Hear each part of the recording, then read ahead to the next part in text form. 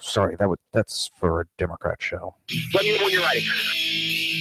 Was an extremely great conservative commentator. We're tearing it up on Wednesday night. This is awesome. This will allow me to report. Well, this is Jersey Joe for the Reaver of Common Sense show. I'm on shrmedia.com. Actually, I just totally screwed up. This show contains language that some viewers may find offensive. Listener discretion is advised. And now on to the show. And welcome to the Reaver of Common Sense. I am your host, Jersey Joe, and I'm making sense out of the senseless. The Jersey Takeover is here. We have expanded to 2 hours every Monday through Friday, 9 p.m. to 11 p.m. Eastern Standard Time. And if you want to watch a broadcast, simple. Just go to shrmedia.com, click on the Watch Live button. While you're there, you can join the conversation by joining the chat room. Oh, boy. Just seems like it was just a couple minutes ago we were here. How the day flies by. Dun, dun, dun. So, we're going to get into quite a few things. And first off, they talk about how Trump might have talked to foreign leaders about the election, and you can't have that. You can't have foreign leaders interfering in our election. But wait. There's video of Hillary Clinton admitting foreign leaders contacted her during campaign and discussed how they should stop Donald Trump.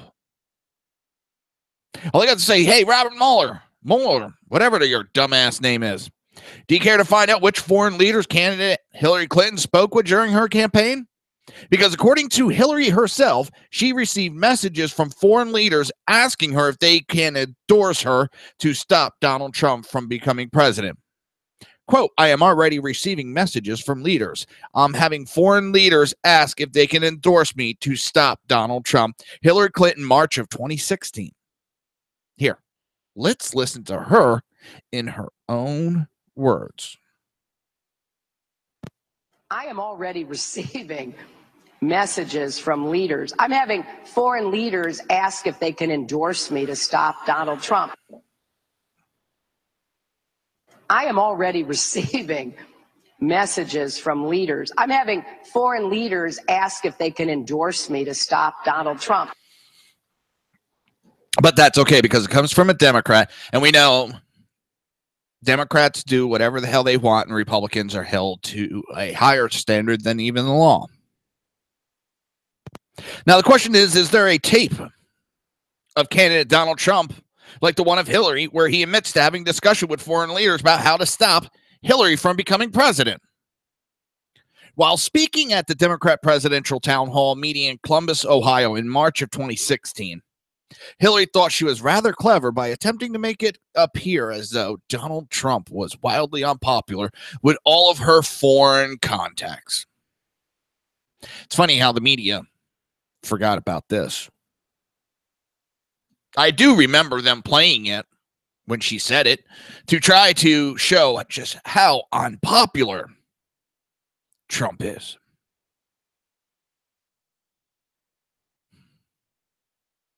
This goes to show the absurdity of this whole investigation.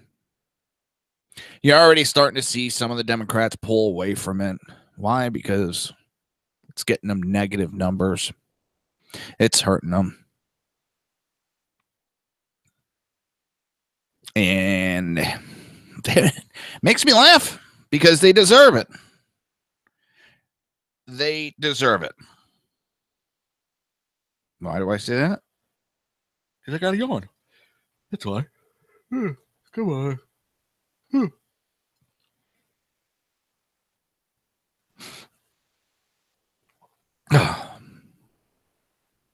They deserve it because, damn it, well, they played a game and they lost.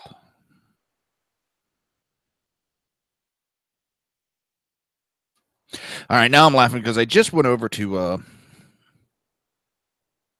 my tablet. I have no interference, no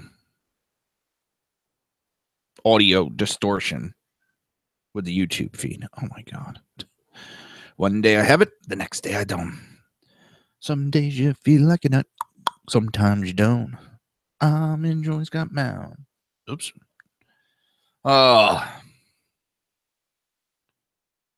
This whole Russia bullshit was made up to distract simple-minded people.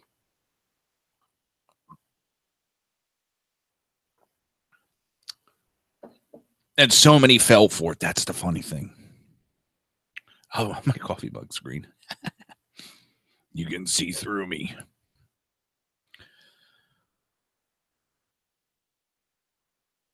It is amazing how many people, and there's not actually, there's more than I thought, but it really isn't that large of a number.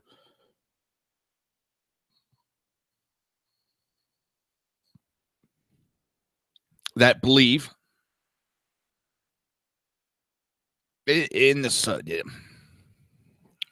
bullshit. That's the best way I could put it, nicely as I could put it.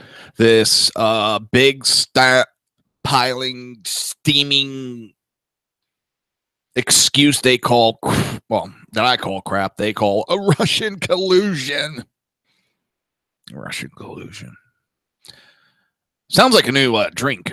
And someone actually made it. It's like Kahlua and a certain type of vodka, and it's the Russian collusion. You know, what is that, a white Russian?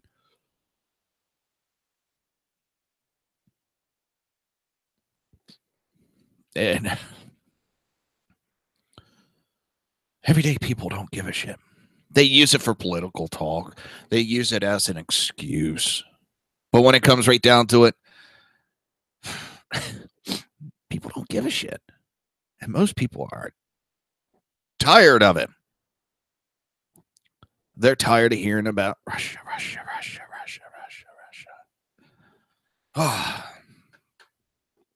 So, but they need to now, well, they won't, but they need to look into Hillary. I mean, right there, she admits it herself. God dang it.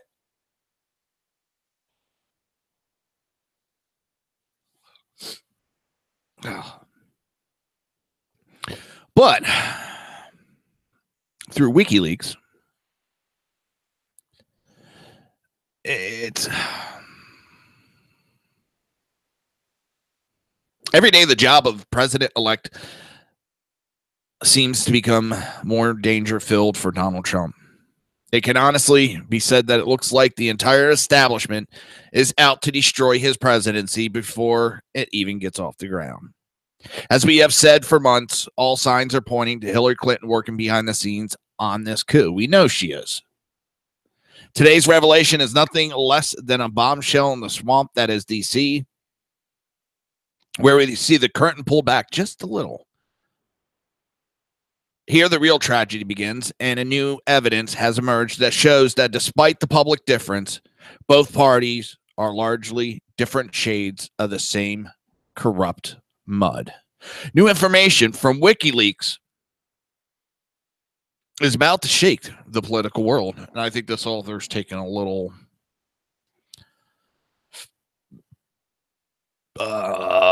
leeway with words. This won't do nothing.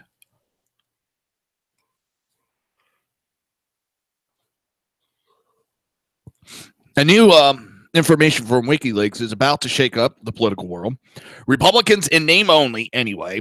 An email from John Podesta to Huma Abedin that was released as document number 1078645 is about to turn the speculation that certain prominent Republicans who opposed Trump into the truth that they were, in fact, not just disloyal to Trump, but the party, and the party, but were on Hillary Clinton's payroll. The email sent in July of this year describes how funds were being diverted from Clinton's campaign to super PACs of Jeb Bush, Carly Fioroni, and John Kasich. According to the email, JB, CF, and JK PACs will be notably silent for the rest of the campaign. Each will receive a significant allowance from advertising budgets. HRC is in the loop and has talked to all three personally, eyes only. Other emails that surface but do not refer to anything other than title that also surface that raise some eyebrows. It seems at a glance that the Clinton Foundation, or as I'm calling it, the pantsuit mafia, has bought off several key members of the Republican Party to push the Clinton agenda, such as he is on board, will retract the invitation to speak, eyes only. This email was dated days before Speaker of the House Paul Ryan withdrew the invitation to Donald Trump to speak at an event in Wisconsin. Even though we do not have the smoking gun to say it was him, no other logical conclusion can be assumed. Other emails hint at the money being moved to Republican elected officials in the House and Senate. For instance, FEC reports show that 2 large donations from PACs and private sources in early October went to John McCain right after he attacked Trump publicly. Criticize Trump. Now, I have no problem with that, because if you follow Trump's rise, it started with McCain.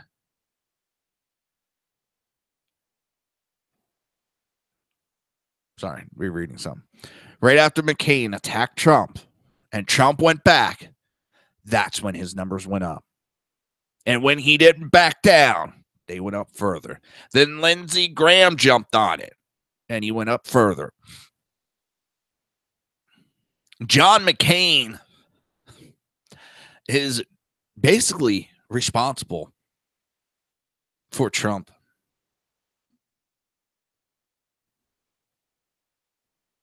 But that happened shortly after a slew of emails concerning moving money to support one candidate and more move support from another. Shortly thereafter, his challenger in this tight race, Kurt Patrick, lost several key donors and money and support lessened from the DNC and the DSCC in the last few weeks of the race.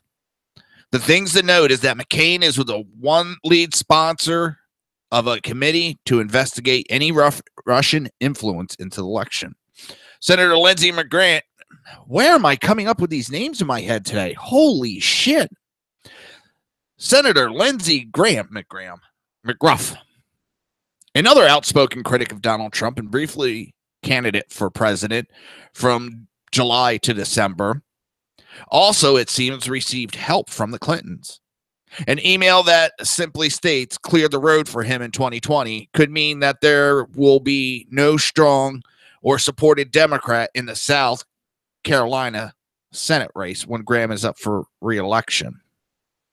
As with McCain, Graham has publicly called for a look into the Russian influence in the election. There were a lot of politicians who were opposed to Donald Trump. These in particular all share a common bond, however.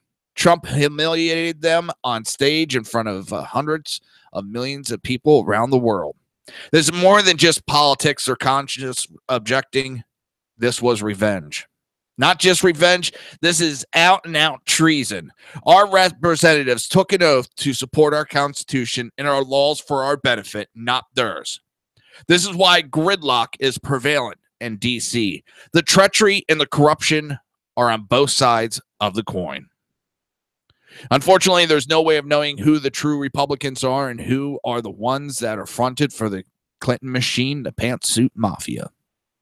The number of emails is too overwhelming to easily sift through them all to find all of the turncoat rhinos. We must be diligent to ferret out those that have sold their soul for power. The only hope we have for transparency of the Clintons anytime soon rests in the audit carried out by the IRS. Behold, in the recent days, there is a call to impeach the commissioner of the IRS. Interesting times we live in, to be sure. Only time and work on our part will push this audit forward. Even though Hillary lost the president, she is still a power behind the scenes with these revelations. With her Democrat allies and Pelosi and Schumer, and her Republican lackeys in the form of Ryan and another Republican, she will set the agenda and pull the strings. We, the people, will have no idea who is on our side and who is not. For the Clintons, it will mean that even though the American people are supporting Trump and making America great again, they will set the agenda. We will be left scratching our heads and wondering how the GOP and Trump cannot accomplish anything. Clinton will be in control without having to ever show her hand or be responsible to the people. The Soros-Clinton team will have killed the Republic, and we will never know until it is too late. I hate to... dead on. And some of these idiots need to get primaried real soon, real quick. Paul Ryan needs to be primaried next time he's up for election. Lindsey Graham. John McCain. Oh, Colin, I can't remember her last name. I will be talking about him later on because they voted against the repeal of Obamacare for discussion.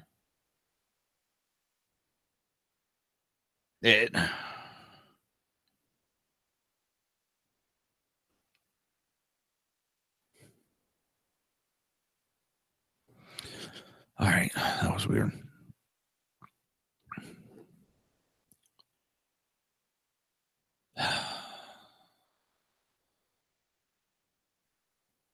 The only thing I hope for is Americans,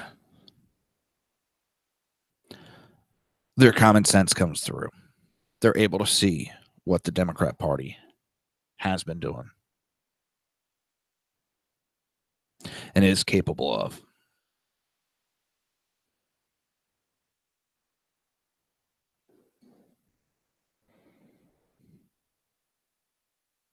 I believe in our fellow Americans that they will make the right choice. That they will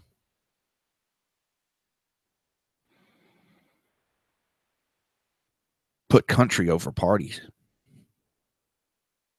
That's saying as a Republican. I want some of these Republicans out of here. The one thing I don't see happening, most definitely,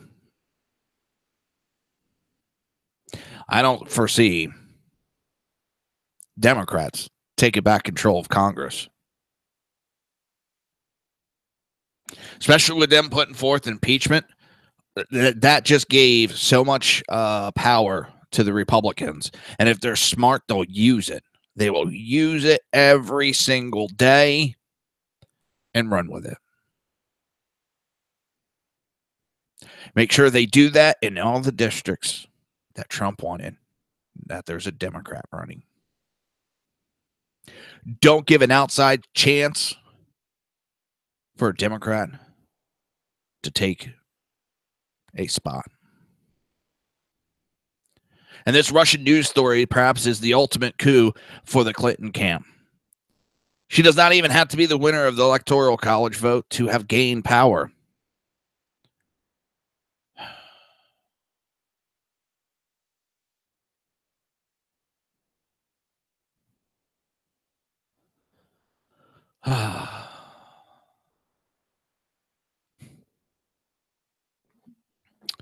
But we'll see. Election's not too far away, and what's scary is so many people have been burnt out by presidential elections. So what do Democrats do? They're already propping people up and pushing them for talks of running for president in 2020. We're still getting over 2016's election, and they're already jamming 2020 down our throat. I don't know how that's going to play back. Oh, man. The freaking back is tight tonight again.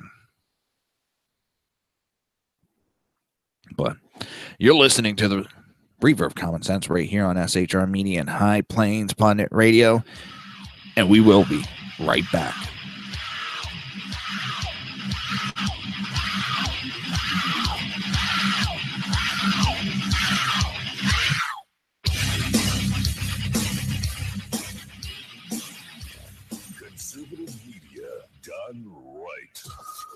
listening to the SHR Media Network.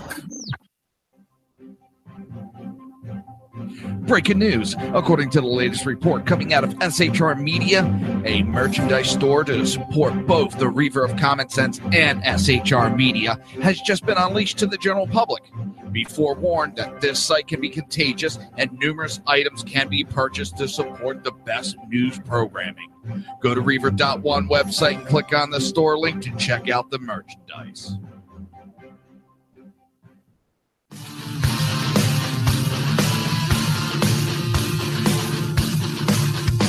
You have been listening to Reaver of Common Sense, hosted by my dad, Jersey Joe.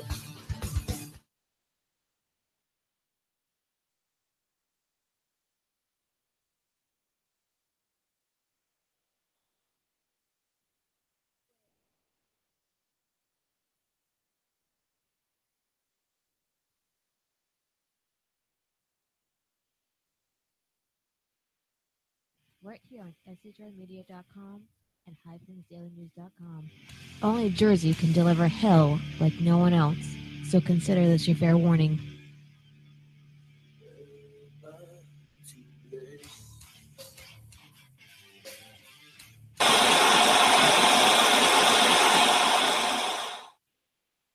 In a world controlled by corrupt politicians, You got a business. That you didn't build that. a team of ordinary men emerge from the ashes to give voice to the voiceless and hope to the hopeless. Sackhead Sean. Dude, I'm not saying Catholics stupid, bro. Sackhead Clint.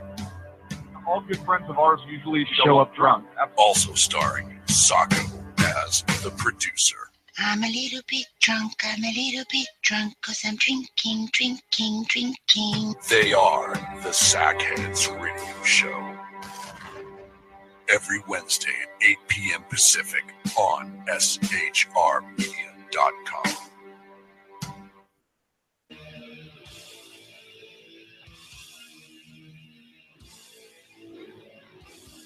Every Wednesday night, 8 p.m. to 9 p.m. Eastern Standard Time, you can catch the Southside Mutt Show with its hosts, the Jersey Boys, Jersey Joe and Crash, right here on SHR Media and High Plains Pundit Radio, where we will be digging up the dirt.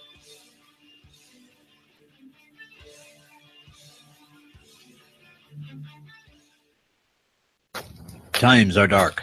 The people misled by corrupt politicians, lied to by establishment media, and deceived by the false messages of Islam. A nation in confusion needs a guide. It needs a man with a cane. I'm Dave Milner. Join me on Spreaker, SHR Media, High Plains Talk Radio, Live Rebooting Liberty, and YouTube for a unique brand of commentary on the unpleasant blind guy. Because truth is not always pleasant. If you miss a show, don't worry. You can catch the replays two ways, rebootingliberty.com or the Reaver of Common Sense.com. While you're there on Reaver of Common Sense, don't forget, drop in your email and keep up to date with everything going on, or click the like button on the Facebook widget.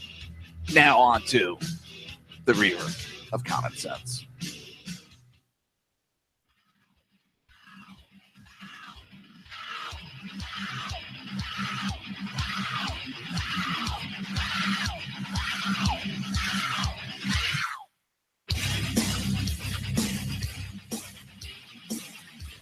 Conservative media done right. You're listening to the SHR Media Network. This show contains language that some viewers may find offensive. Listener discretion is advised. And now on to the show. And welcome back to the Reaver of Common Sense. I am your host, Jersey Joe. And I'm here to make sense out of the senseless.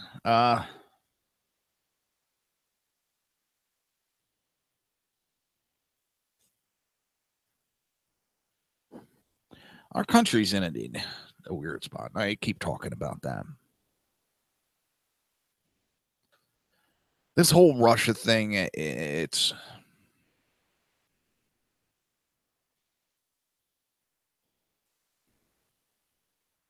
I don't know. Same bullshit, different day. It just gets tiresome. So yesterday, the DNC hosted by Senate Minority Leader Chuck Schumer and House Minority Leader Nancy Pelosi unraveled their better deal slogan. What was funny is the host on the left-wing MSNBC mocked them for the party's lack of diversity that was on display when Democrats unveiled their new better deal plan in Virginia. While guest hosting MTP Daily, Chris Jansing told Senator Tom Carper that Democrats who were on stage didn't look tremendously diverse. 10 Democrats went to Virginia for the better deal rollout, and there were just two or three Democrats of color on the stage, depending on whether Warren is actually part Native American Indian, which we all know is bullshit. Jansing also noted that the Democrat new message, better jobs, better wages, better future, doesn't roll off the tongue. She agreed with critics that the Democrat new message also does indeed sound like better ingredients, better pizza, Papa John's slogan that Papa John's Pizza used. And one of the other things that caught my eye the other day is when one of the administrative dealt with slogans and all that for Obama turned around and said, if you got to put commas or semicolons, start over. It's how are they thinking? It's a new, better deal, better jobs, better wages, better future. What a bunch of idiots. Now, here's the thing. So if they're all big on creating jobs, now all of a sudden they got this populist message. Where was that when they were in charge for the last 8 years? Where was that push for better jobs? Not just raise the minimum wage, not just give family leave. That doesn't help America. That helps out a small percentage of Americans.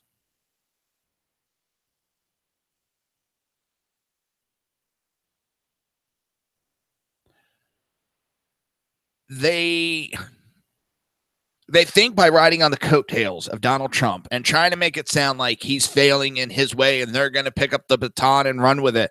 They're running on his coattails. He's not failing. Economy's turning way better. People are going back to work. This is just somewhat, they're trying to play a word game with you and make you think that, oh, we made a mistake and we're for you. No, you're not. No, they're not.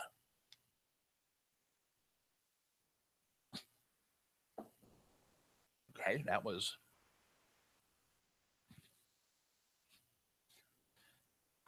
missed the mouth.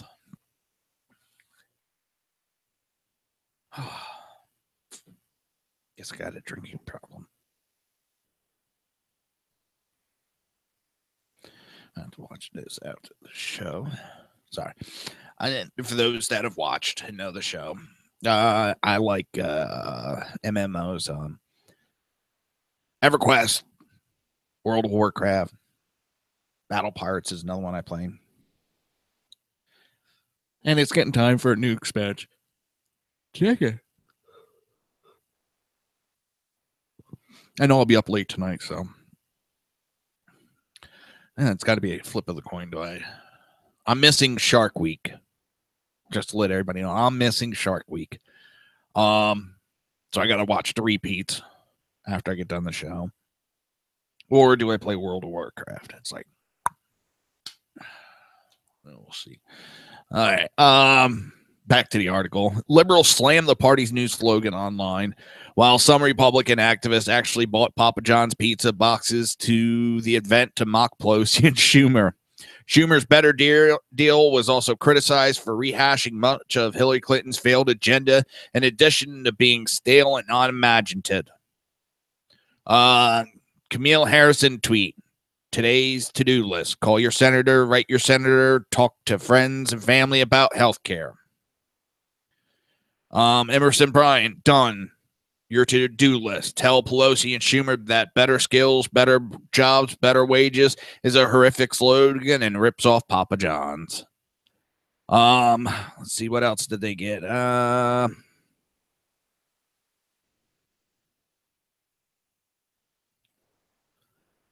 don't know. That one didn't make sense.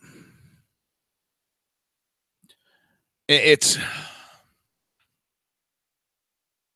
a haphazard attempt to try to,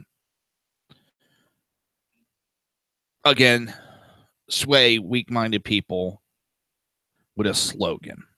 Nothing's changed about their party. They're not going to do anything different. It's just a bunch of words that they spew out at you, and hopefully you buy into it. Sort of like hope and change.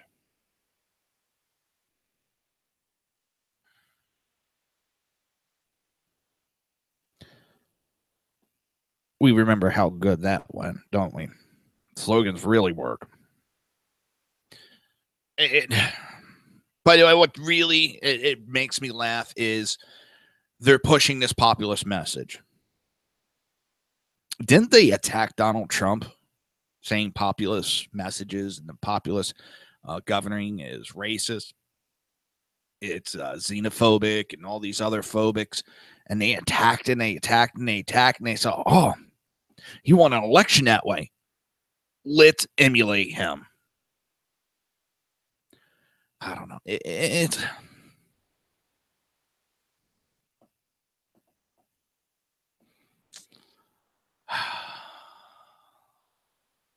I don't know. It really makes me want to scream.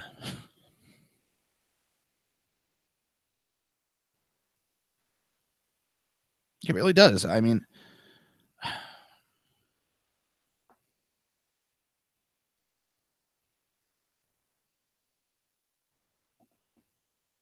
I'm looking through some of the YouTube things. Which class should you play? Which class is the best? I love it because I've seen people actually ask that question when they go to play these games. Which class is the best class? Well, whichever one you enjoy playing, to be honest. I've heard arguments for just about every class of why it's the best class. And those that suck at it don't like that class. And those... Damn it. I apologize over this. I can't believe I'm yawning this much today. Guess I'm going to have to start taking a nap like a little kid. All right, we're going to get back to going with news. SCOTUS is asked to review Maryland's assault weapon ban. Less than 1 month after Justice Clarence Thomas described his colleague's decision to pass on Peruta versus California as indefensible, the NRA is backing a request that the Supreme Court of the United States review the Fourth Circuit's decision upholding Maryland's assault weapon ban. According to the NRA, a group of Maryland citizens filed a petition to the United States Supreme Court on Friday seeking to reverse a Court of Appeals ruling that stripped some of America's most popular rifles of Second Amendment protection.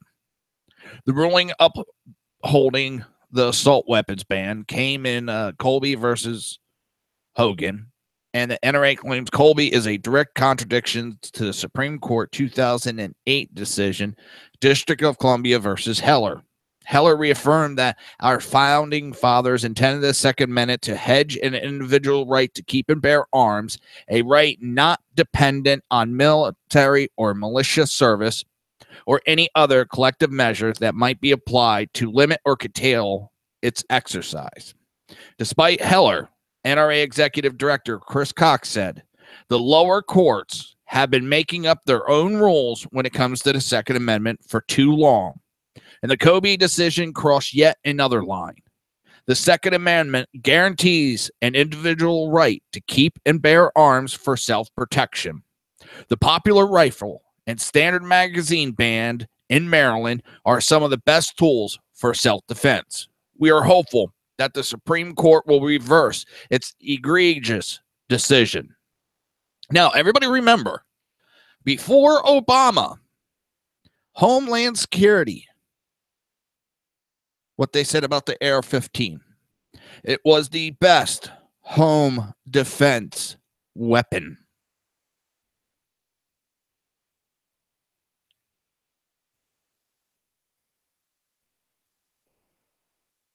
That was the classification for the AR-15. AR-15 is a civilian rifle. The AR-15 came before the M16. It came before, and the M16 came before the M4. And you can go down the line of all the others. The AR-15 is the first platform. AR-15 stands for Armalite Rifle, which is the name of the company that designed it. And I think the first iteration was the A10, or AR-10, I should say, which is a 7.62 rifle round. I think. I'm having a brain fart.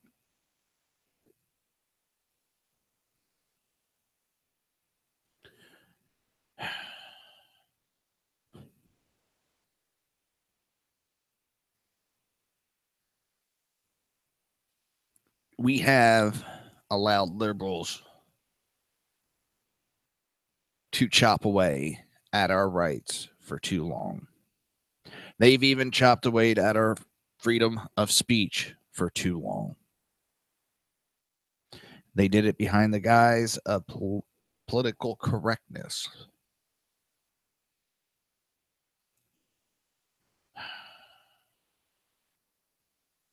Now they do it through hate speech.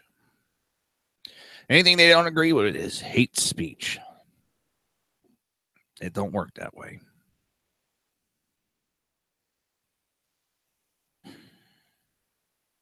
SCOTUS needs to get up off its duff and start ruling on these Second Amendment cases. On June 26, SCOTUS declined to hear Peruta versus California. I told you, I'm probably butchering that name, but oh well. A case focused on the scope of the Second Amendment protection as they relate to carrying a concealed handgun on one's person for self-defense. It was reported that Justice Thomas called the decision indefensible, and he expressed concern that the Second Amendment was being treated as a disfavored right. He observed the Constitution does not rank certain rights above others. And I do not think this court should impose such a hierarchy by selectively enforcing its preferred rights. Cornell published the full text of Thomas's dissent, in which he also wrote, "For those of us who work in marbled halls, guarded constantly by a vigilant and dedicated police force, the guarantees of the Second Amendment might seem antiquated and superfluous. Super duper. But the framers made a clear choice. They reserved to all Americans the right to bear arms for self-defense. I do not think we should stand by idly while a state denies its citizens that right, particularly when their very lives may depend on it."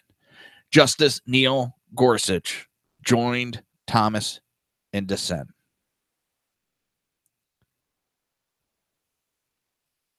That's why liberals freak out. That's why liberals are freaking out about SCOTUS right now.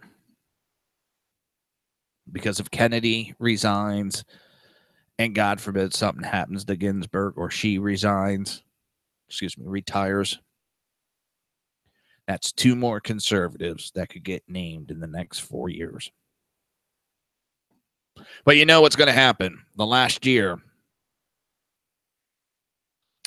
if something happened, they're not going to want it replaced, and there's going to be a big fight over it.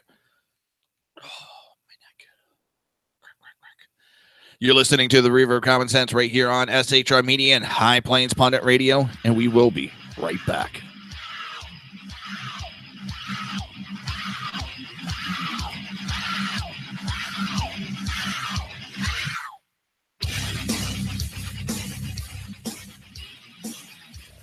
Conservative media done right.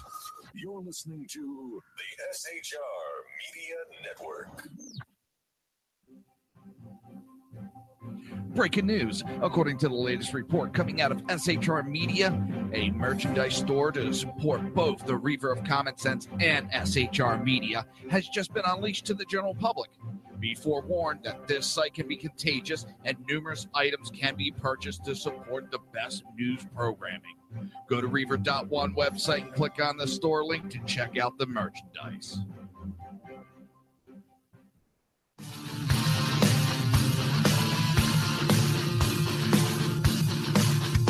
You have been listening to Reaver of Common Sense, hosted by my dad, Jersey Joe.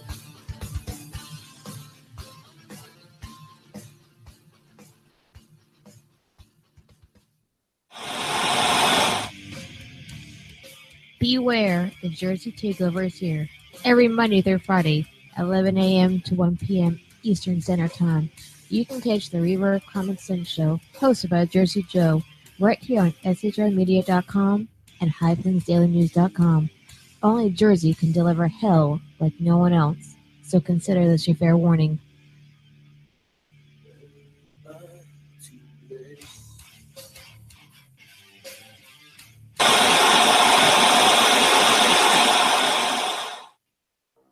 In a world controlled by corrupt politicians, You got a business. That you didn't build that. a team of ordinary men emerge from the ashes to give voice to the voiceless and hope to the hopeless.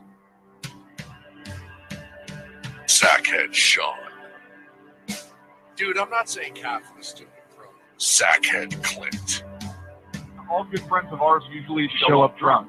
also starring Sacco as the producer. I'm a little bit drunk, cause I'm drinking. They are the Sackheads Radio Show. Every Wednesday at 8 p.m. Pacific on shrmedia.com.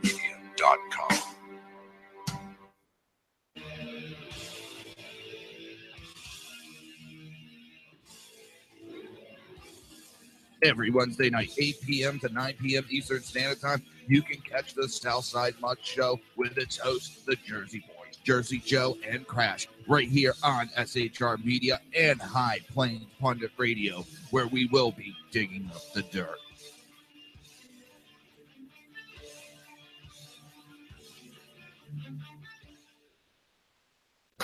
Times are dark.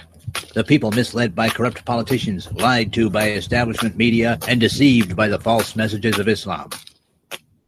A nation in confusion needs a guide. It needs a man with a cane.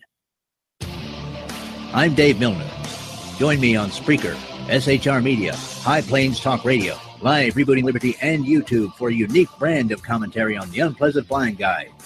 Because truth is not always pleasant. If you miss a show, don't worry. You can catch the replays two ways, rebootingliberty.com or the reaverofcommonsense.com. While you're there on Reaver of Common Sense, don't forget, drop in your email and keep up to date with everything going on, or click the like button on the Facebook widget.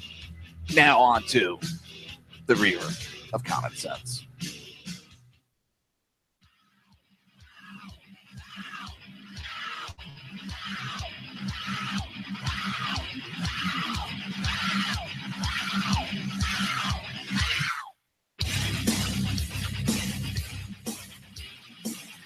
Conservative media done right. You're listening to the SHR Media Network. This show contains language that some viewers may find offensive. Listener discretion is advised. And now on to the show. And welcome back to the Reaver of Common Sense. I am your host, Jersey Joe, and I'm trying to make sense out of the senseless. The Jersey Takeover is here. We have expanded to 2 hours every Monday through Friday, 9 p.m. to 11 p.m. Eastern Standard Time. Oh, boy. Don't forget, at 11 o'clock Eastern Standard Time tonight, right after the Reaver of Common Sense, you will have BZ, Berserk, Bobcat Saloon. Stick around. I can't speak highly enough about BZ. I love him. He's a great guy. I've been on his show. He's been on mine. I can't speak enough.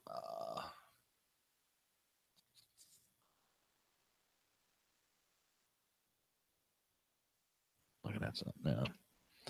So stick around, take a listen, join the chat room, jump on in. Oh, man. Freaking back is getting tighter and tighter as I sit here. Oh, boy. Oh, boy. Where are we at? So the Senate has approved the first step towards an Obamacare repeal. The Senate passed Majority Leader Mitch McConnell's motion to proceed on upper chamber health care reform bills Tuesday, a move that allows senators to vote on both the 2015 Obamacare repeal bill and their leadership health care reform legislation. If either bill ultimately passes, it will repeal large sections of Obamacare. This Senate vote starts the first step towards repealing and replacing Obamacare. The motion passed after moderate and conservative Republicans opposed the Senate leadership health care bill, the Better Care Reconciliation Act. Moderate senators like Shelley Caputo, Susan Collins, and Lisa Murkowski worried about the bill's cuts to Medicaid and pre-existing conditions, while conservative senators such as Rand Paul and Mike Lee complain that the bill does not do enough to repeal Obamacare. Senate Majority Mitch McConnell's motion to proceed will start 20 hours of debate on Senate healthcare bill. Senator John McCain, whose vote was necessary, returned to the Senate to vote to approve the motion to proceed after his recent brain tumor diagnosis. Senator John Thune said it probably more drama than it deserves for a motion to proceed. Now, Senator Collins and Murkowski voted against the motion to proceed on the Senate health care bill. They sided with the Democrats. Now, Rand Paul and Mike Lee voted to approve the measure to begin debate on health care in exchange for opportunities to vote on the 2015 clean Obamacare repeal bill. McConnell enticed many reluctant senators to vote for the motion to proceed by allowing Senate Republicans to offer amendments to the BCRA, which is where the hell is it? The Better Care Reconciliation Act. Now, Senator John Barrasso, a member of Senate leadership, explained that then comes to the Senate, and then we can vote once we get on that bill to amend it in various ways. A lot of members have different ideas on how it should be best amended to replace what is really a failing Obama health care plan. Senate leadership will then offer substitute amendments to the provision that Senate parliamentary rules do not comply with the chamber's budgetary reconciliation rules. The Senate parliamentarian rule that the following provisions do not comply with budgetary reconciliation. The measure withdrawing funds for Planned Parenthood for 1 year. The bill's provision preventing Americans from using health care tax credit on plans that cover abortion.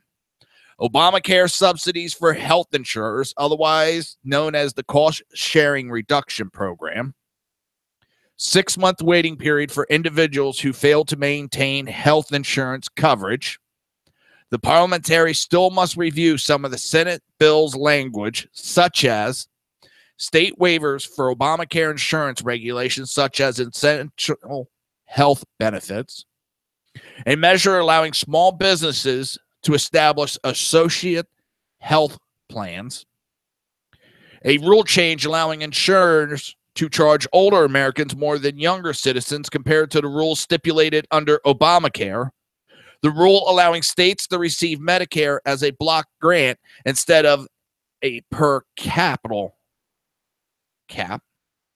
Senator Cruz previously argued that Vice President Mike Pence should overrule the Senate parliamentary decision to bar several provisions on the BCRA. Under the Budget Act of 1974, which is what governs reconciliation, it is the presiding officer, the President of the United States, who rules on what's permissible on reconciliation and what is not, Cruz explained. That's a conversation I've been having with a number of my colleagues. Senator Paul revealed that after the Senate votes to proceed on health care, they will vote on a 2015 Obamacare repeal bill.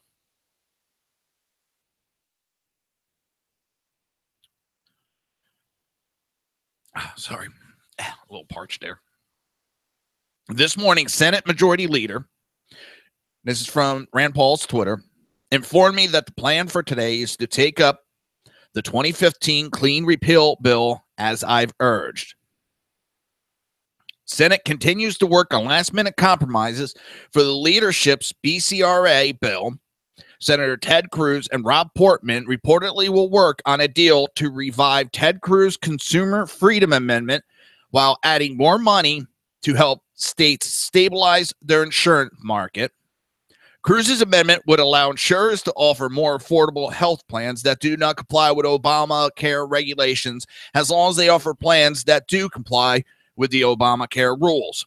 Senator Mike Lee and Jerry Moran previously tanked the BCRA after Majority Leader Mitch McConnell watered down the Consumer Freedom Amendment. Oh, sometimes this gets a little breathtaking.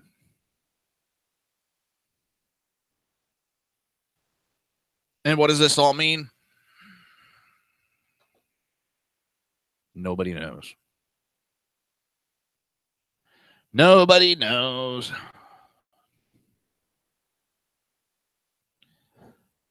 It's a big...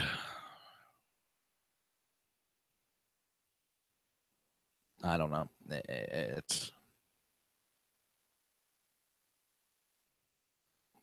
Oh...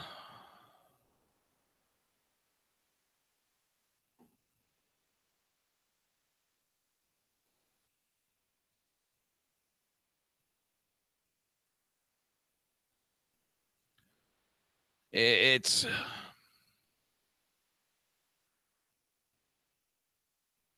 Hold on one second.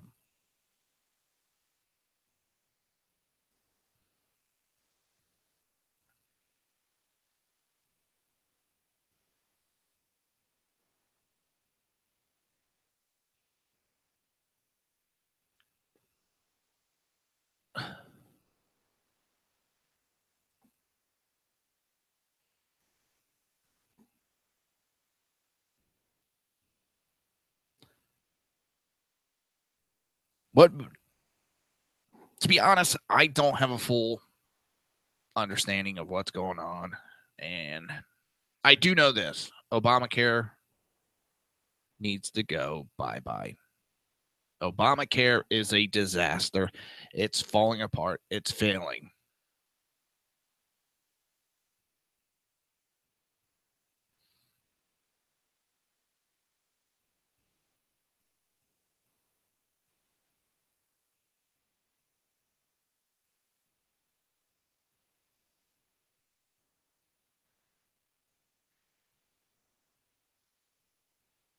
It's...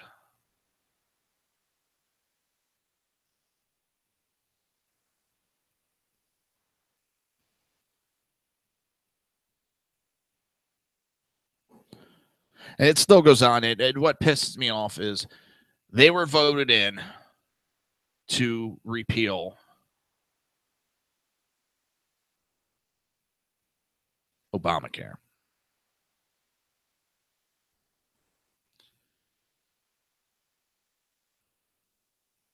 Everybody knows it. I mean, what did a lot of these senators run re-elections on? and elections on repeal Obamacare. Not try to fix it, not try to appease it, not try to leave it alone, to repeal it. You have 2 senators. They voted for it. The repeal last time. And now that because they knew Obama would have shut it down so they could look real big and brave amongst the conservatives. But now you have Trump as president, and you have Trump who will sign the order. So now they got to back down.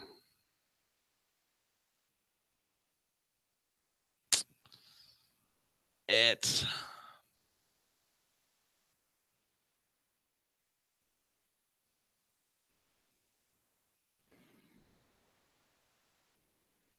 we're going to get into that more in a couple minutes. I'm jumping ahead of myself here. Vice President Mike Pence was present at the Senate for the motion to proceed and preside over the vote as president of the Senate. President's press secretary. The time for Senate to vote is now. At Vice President Mike Pence heads to meeting with GOP lawmakers before the vote to begin repealing and replacing Obamacare. President Donald Trump tweeted Tuesday morning that Republicans now have the opportunity to begin the process to repeal Obamacare. Big day for healthcare. After 7 years of talking, we will soon see whether or not Republicans are willing to step up to the plate. And I love how Donald Trump, President Trump, calls them out in public. I know some people don't like that. I like it. Put it right out in public. Put the pressure on them. This is what they ran on. This is what they said they were going to do. Now do it.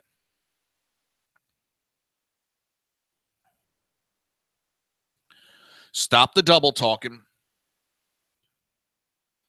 and do exactly what you talked about.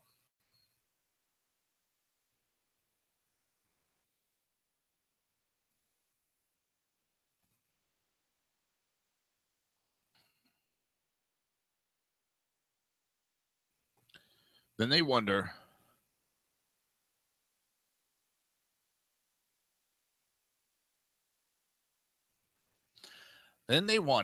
why people get so pissed off at the politicians.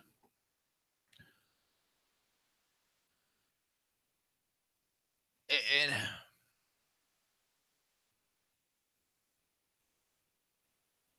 it's like, damn, people. They think they thought they could, and they were for a long time, just ignoring the American people, doing whatever the hell they wanted. But kind of caught up to them.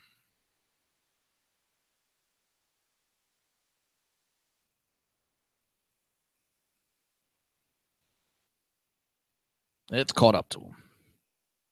Because now we have a president that calls them out in public, calls a spade for a spade, and it's getting some of these politicians to do what they were elected to do. And that is govern for the people.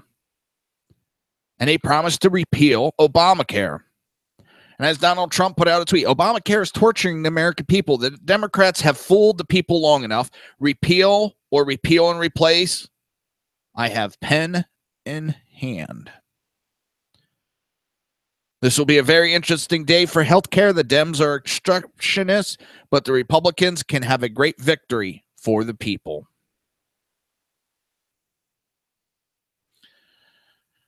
It's one step forward. And if you notice, underneath the Trump, a lot of this red tape dragging their feet has ended.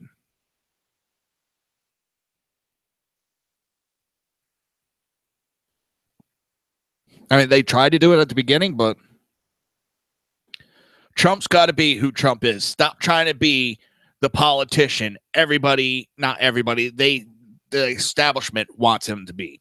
That's not who he was voted to be. He was voted in there to be Trump. I know some people don't like the way he speaks or anything. He was voted in to be that bombastic attitude, to go in there with a wrecking ball and tear the hell out of our government and get it working again.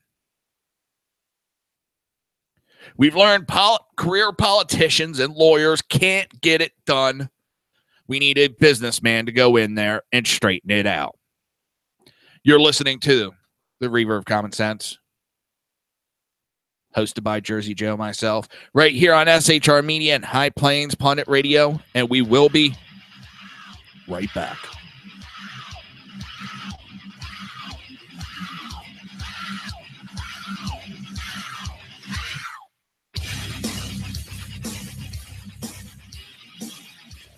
Conservative media done right.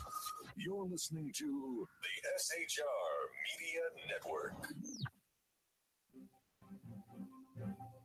Breaking news. According to the latest report coming out of SHR Media, a merchandise store to support both the Reaver of Common Sense and SHR Media has just been unleashed to the general public. Be forewarned that this site can be contagious and numerous items can be purchased to support the best news programming. Go to Reaver.one website and click on the store link to check out the merchandise.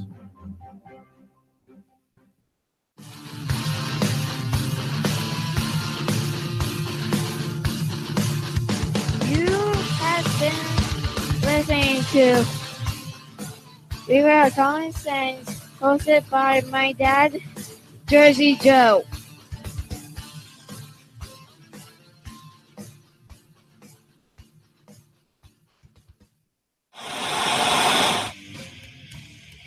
Beware, the Jersey Takeover is here. Every Monday through Friday, 11 a.m. to 1 p.m. Eastern Standard Time. You can catch the Reaver of Common Sense show, hosted by Jersey Joe, right here on shrmedia.com and highplains.com.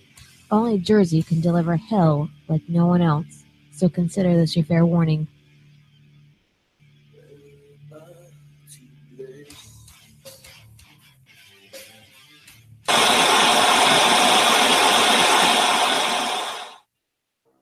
In a world controlled by corrupt politicians, You got a business. That you didn't build that.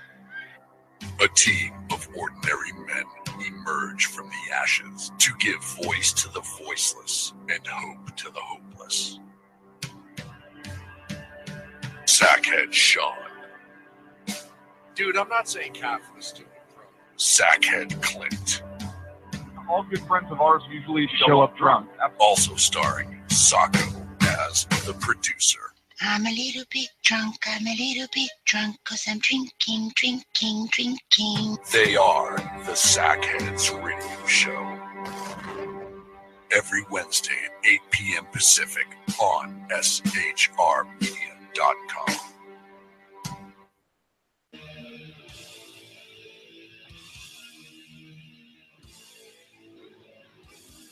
Every Wednesday night, 8 p.m. to 9 p.m. Eastern Standard Time, you can catch the Southside Mutt Show with its hosts, the Jersey Boys, Jersey Joe and Crash, right here on SHR Media and High Plains Pundit Radio, where we will be digging up the dirt.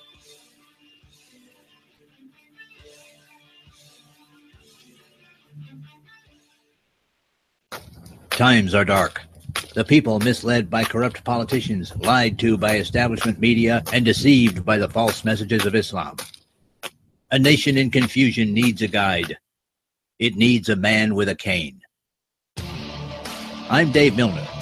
Join me on Spreaker, SHR Media, High Plains Talk Radio, Live Rebooting Liberty, and YouTube for a unique brand of commentary on the unpleasant blind guide. Because truth is not always pleasant. If you miss a show, don't worry. You can catch the replays two ways, rebootingliberty.com or the reaverofcommonsense.com. While you're there on Reaver of Common Sense, don't forget, drop in your email and keep up to date with everything going on, or click the like button on the Facebook widget. Now on to the Reaver of Common Sense.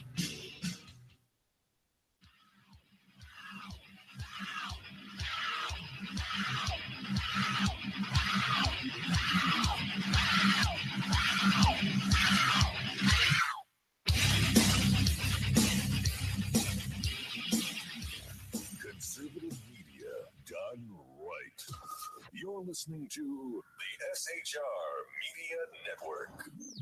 This show contains language that some viewers may find offensive. Listener discretion is advised. And now on to the show. And welcome back to the Reaver of Common Sense, where I got all snuffly nosed.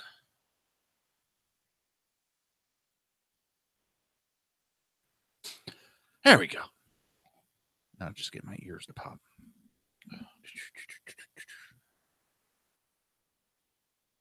Oh, I'm sitting here looking. Man.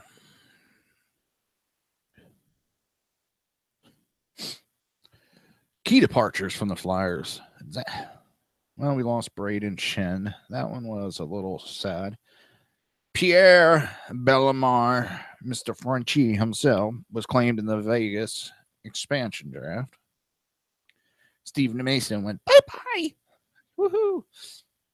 Michael Del Zalado, that was kind of sucked to see him go, but we needed to open a spot for young guy. Nick Schultz.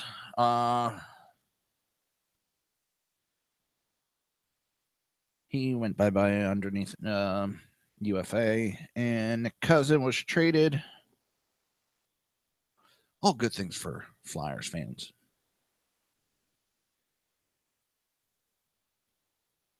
Oh, let's see.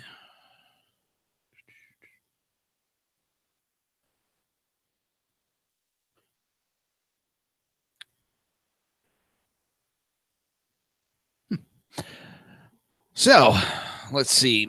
The Senate Republicans who defected on healthcare test vote.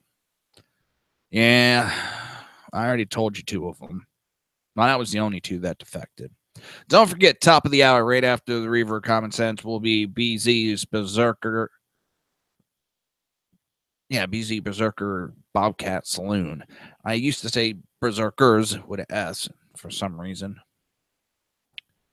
But now I think I'm saying it right. Vice President Mike Pence was needed in the Senate Tuesday to cast a tie-breaking vote on a motion to move forward with a bill to overhaul Obamacare after two Republicans voted no. The votes by Senator Susan Collins, a Republican from Maine, and Lisa Murkowski eliminated the GOP margin of error on the motion. Every other Republican senator voted aye, while every Democrat senator joined Collins and Murkowski in voting no. Collins and Murkowski are among several moderate Senate Republicans concerned about possible Medicaid cuts and any Obamacare overhaul. Bullshit. They're worried about Planned Parenthood. In separate statements last week, both women opposed an attempt by Senate Majority Leader Mitch McConnell to pass legislation repealing Obamacare without new legislation in place. Murkowski, who backed a Senate bill repealing Obamacare in 2015 that was vetoed by then-President Barack Obama, the law's namesake, said the Senate should take a step back, engage in partisan process to address the failures of Obamacare and stabilize the individual markets. You know what? I'm getting tired of that bullshit. When do the Democrats ever go for bipartisan process? When do they ever go to the Republicans and ask for, when they want to push a gun ban, they beg the Republicans. But when Obamacare was getting shoved down our throats, they didn't ask the Republicans' opinion on it. They didn't ask for the Republican input. They said, win an election.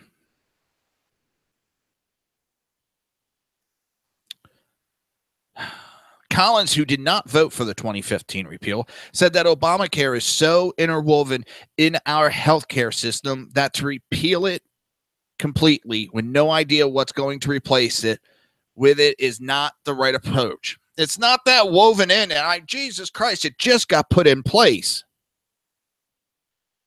It's not like it's been in there 20, 30 years. Social Security has been woven into our fabric. Obamacare hasn't. As for potential political consequences of their votes, Murkowski is not due to come up for re-election until 2022. Collins' turn will come in 2020, though she has not ruled out stepping down to run for governor of Maine next year. God, I hope to God she steps down.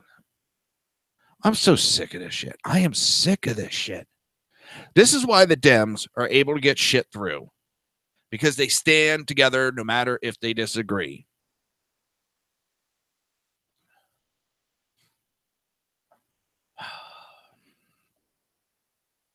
Oh, it just sniffles.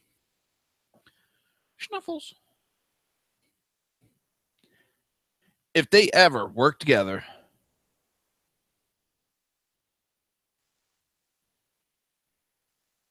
it would be dangerous. It really would.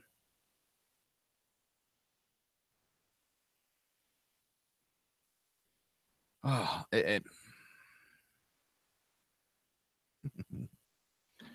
mind-boggling.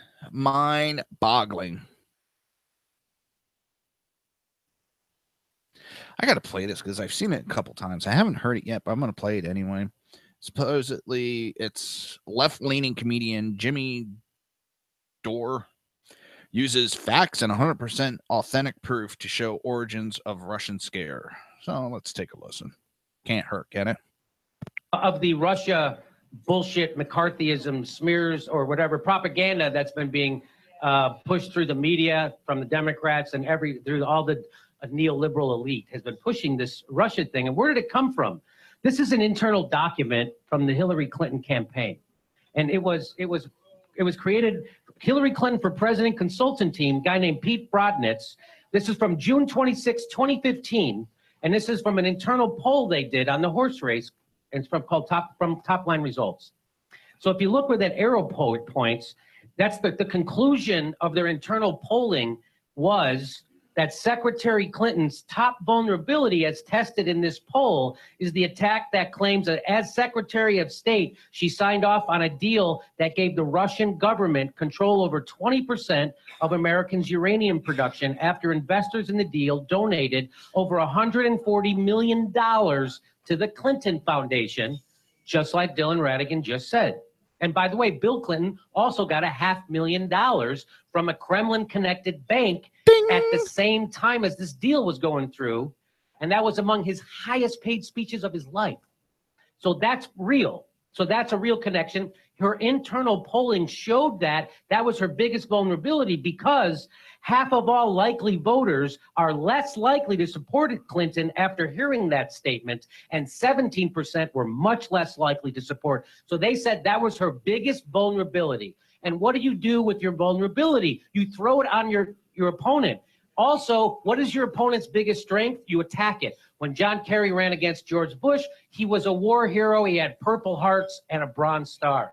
They attacked his Purple Hearts. They said they were all fake. He got them when he was running away. His guys who worked with him on the Swift boat hated him. That's where they attacked his strength. And so Donald Trump's biggest strength was his patriotism. So they fucking take her biggest vulnerability and they throw it on his biggest strength. And that was a decision made by John fucking Podesta. And how do I know that? Because here it is, 2015. So just a few months after that internal report, Donald Trump starts to surge. At the end of 2015, he starts to surge and they start to get scared. So if you read that part in blue at the bottom, what it says is the best approach is to slaughter Donald for his bromance with Putin. That's from December 2015, after the June thing. So there you go. That's where this comes from. This is fucking made up. And you know how I know it will never be proven is because the FBI and the DHS, Department of Homeland Security, were not allowed to look at the DNC or Podesta servers. So we'll never have fucking proof ever. That's the only way you could prove it. So there you go. How is that fucking possible? You tell me how that's fucking possible. That's why we're here. I'll tell you how that's possible, because they're all fucking corrupt. That's how it's possible. Because at the time, Loretta Lynch was running the Department of Justice. That's why. Because Barack Obama was the president. That's why. And everybody thought Hillary Clinton was going to be fucking president. That's why it happened. I just answered.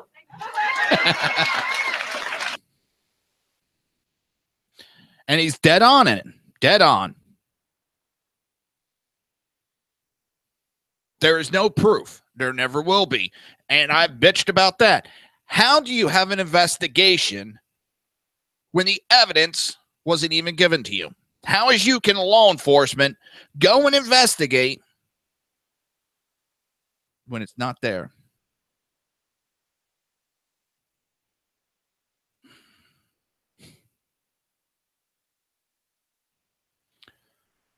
Oh, well, it seems that there's a protest going on in California. Oxnard, California. There's a protest. They're protesting sanctuary cities.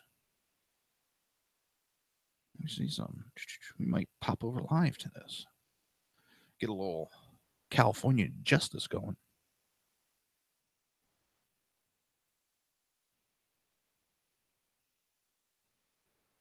Oh. Let's see. What do we got?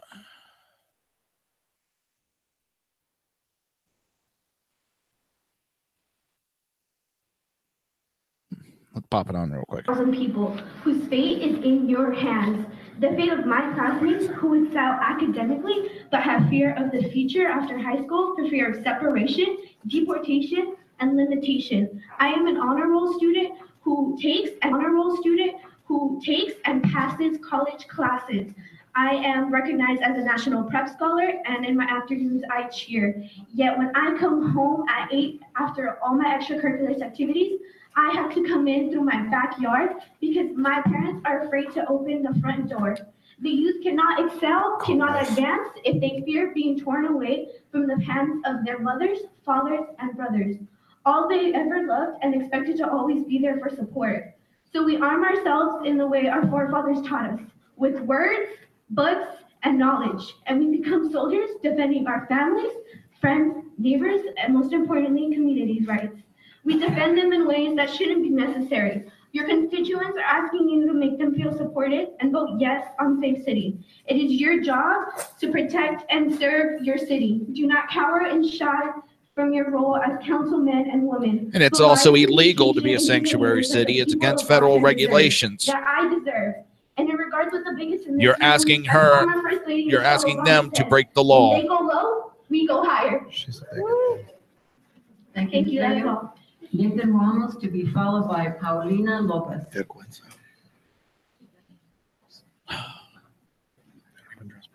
evening, City Council. My name is Nathan Ramos.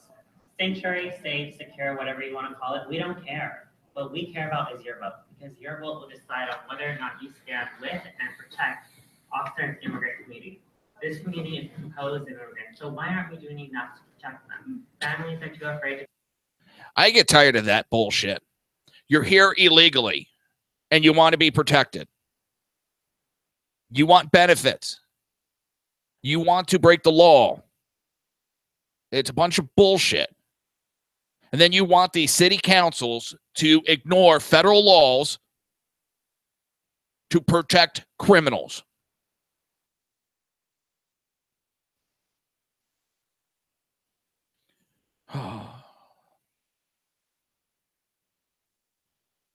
It's unbelievable that this is still being discussed today's day and age.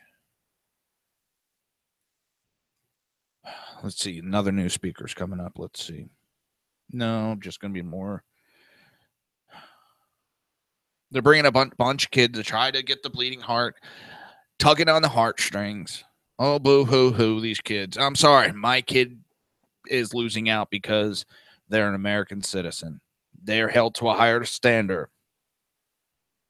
And yeah, they always leave out the words illegal.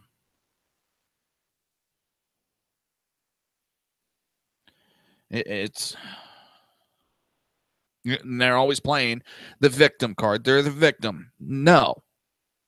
You're the criminal. You're here illegally. You're a juvenile criminal because you're here illegally. I don't want to hear it. And if your parents have to go back, you go back. And if you're an American citizen, well, you go back with your parents. And when you're an adult, you have the permission. You can come back then. You're listening to the Reaver of Common Sense right here on SHR Media and High Plains Pundit Radio. And we will be right back.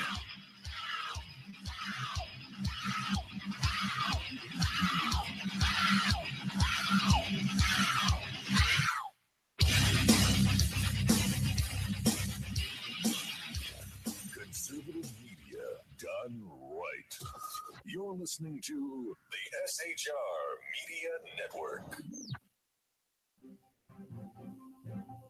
Breaking news. According to the latest report coming out of SHR Media, a merchandise store to support both the Reaver of Common Sense and SHR Media has just been unleashed to the general public.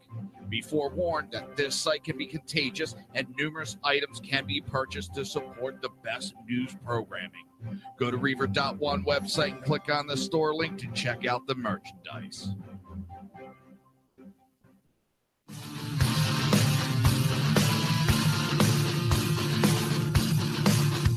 You have been listening to Reaver of Common Sense, hosted by my dad, Jersey Joe.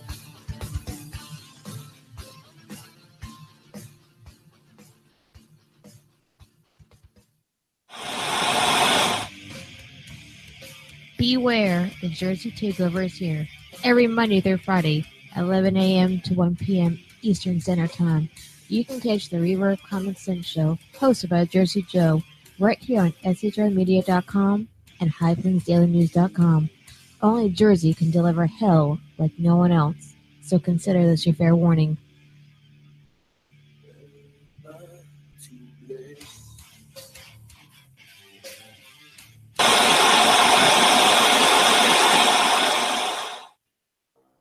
In a world controlled by corrupt politicians, You got a business. That you didn't build that. a team of ordinary men emerge from the ashes to give voice to the voiceless and hope to the hopeless. Sackhead Sean, Dude, I'm not saying Catholic, stupid bro. Sackhead Clint, All good friends of ours usually show up drunk. also starring Sacco as the producer. I'm a little bit drunk, cause I'm drinking.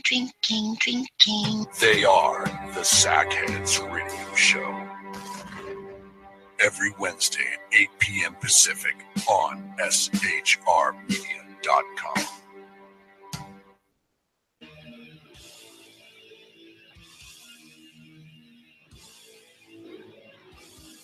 Every Wednesday night, 8 p.m. to 9 p.m. Eastern Standard Time, you can catch the Southside Mutt Show with its host, the Jersey Boys, Jersey Joe and Crash, right here on SHR Media and High Plains Pundit Radio, where we will be digging up the dirt.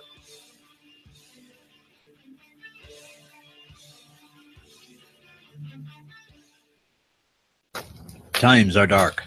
The people misled by corrupt politicians, lied to by establishment media, and deceived by the false messages of Islam.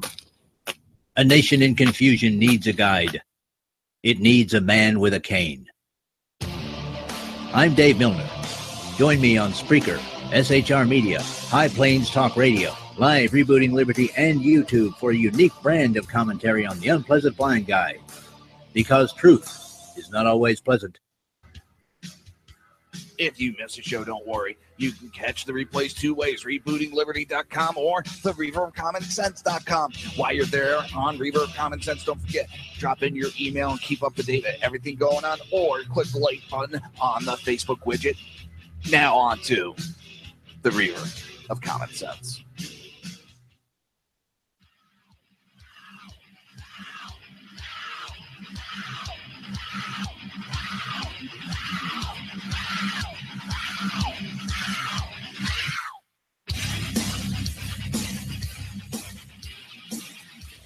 Conservative media done right.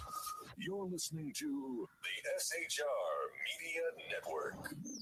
This show contains language that some viewers may find offensive. Listener discretion is advised. And now on to the show. I'd just like to know one thing. And welcome back to the Reaver of Common Sense. Why do they get to be treated above the law? Why do they get to break the law and come into this country illegally to better their lives, but say I go rob a bank to better my family's life, to make it safer for them? Why do I go to jail? Why do they get to pick and choose what laws they are going to follow? They've already shown that they're willing to ignore our laws to get what they want. So what other laws are they willing to ignore to get what they want? So they stand up here and they claim, oh, well, we're going to split families up. Well, you know what? If I go rob a fucking bank and I go to jail, I get separated from my family too. If I go commit a crime, I will go to jail and I get separated from my family. I don't see a fucking liberal out there pounding the street if I break the law because they don't want to break a family up. And it goes to that saying that if Democrats for 1 second thought these illegals would vote Republican over Democrat, that border would be tight as a mouse's ass.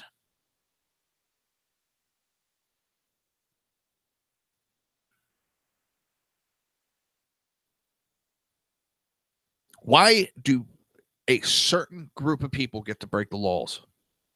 We have politicians that think they're above the law. And some of late are above the law. Then you have these town councils holding votes to become sanctuary cities to protect criminals when it's been proven that crime rate goes the fuck up when you do sanctuary cities.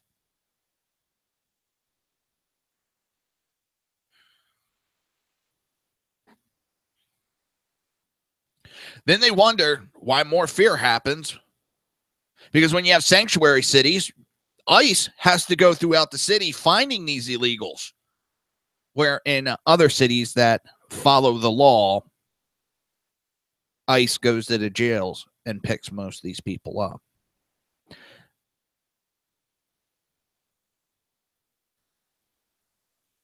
It is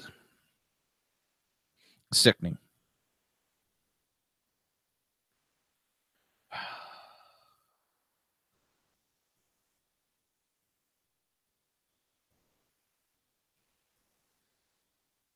I'm so sick of it. So are millions and millions of people.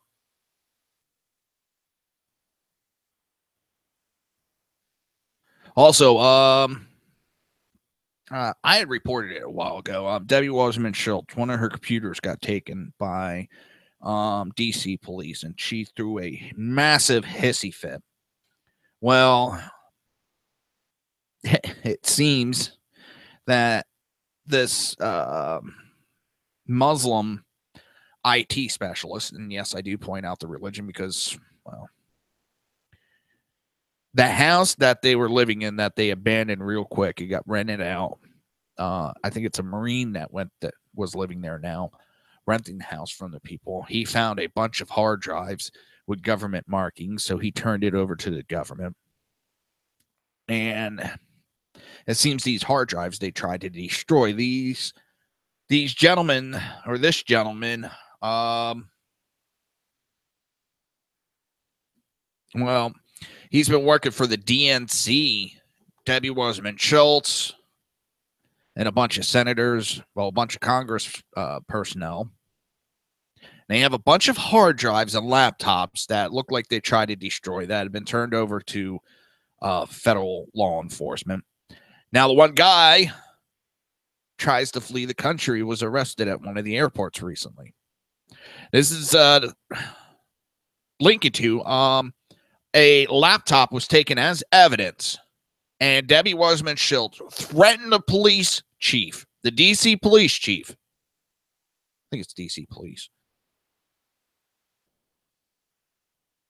Because he took the laptop as evidence of a crime being committed. So now, that was like last year.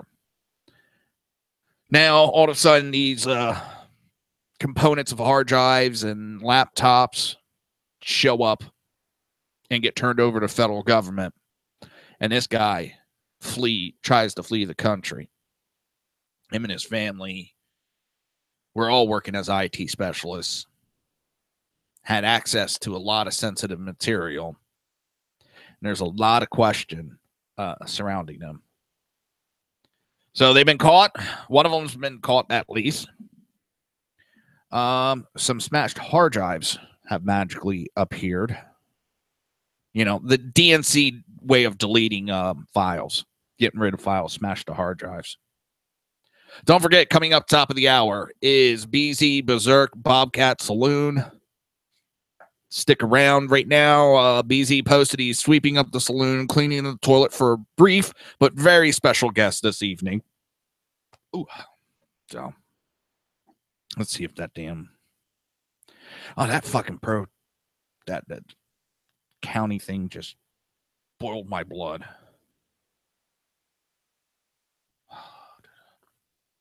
Pisses me off. Pisses me off these sanctuary cities do.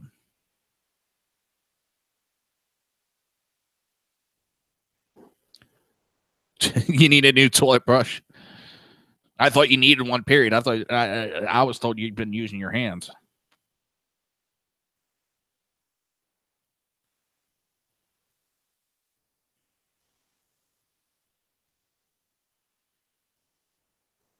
So Tucker Carlson debated a congressman whether we should give priority to Americans over non-Americans who are here illegally, and the Democrat disagrees with it. Of course, they're for the criminals.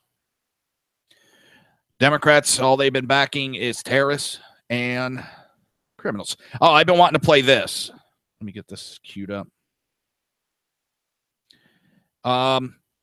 Tucker Carlson questioned where Maxine got all the money. Oh, Sean gave you a toothbrush. Tucker Carlson asked where did Maxine get all the money for the house she bought, and she has given a response back, and it's a totally different response that Democrats never go this route. A couple weeks ago, we asked a pretty obvious question on the show. How did Maxine Waters, a Democratic congressman, get so rich? Waters has held elected office for pretty much continuously 40 years. She represents one of the poorest districts in California. Yet somehow she lives in a $4.3 million mansion in one of the richest and whitest neighborhoods in L.A., which, by the way, is not even in her own district. Now, we're not alleging wrongdoing here, but really, how did that happen?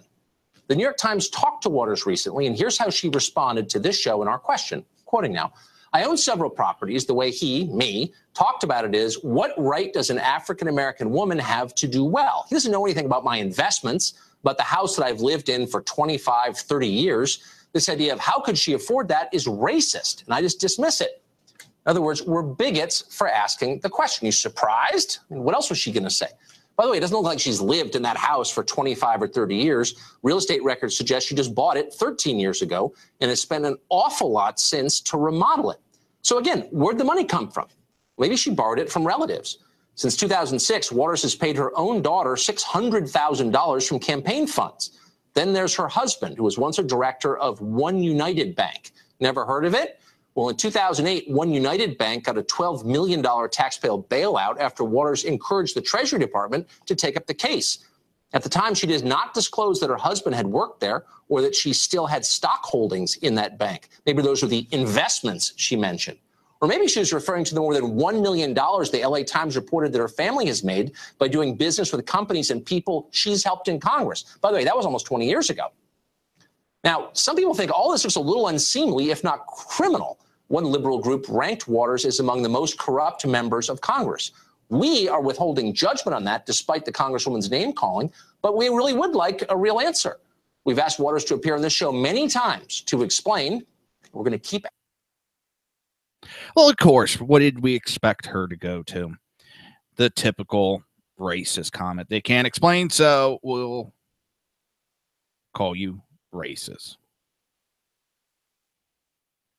It's typical bullshit, and it.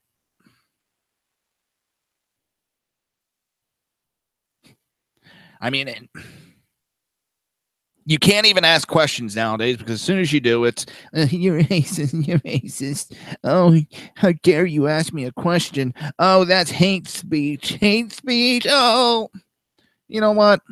Blow it out your ass, Miss Waters. Blow it right out your ass. If you can't answer the question, it seems that you're deflecting because there may be some truth to the questions being asked. Oh, it drives me up a wall.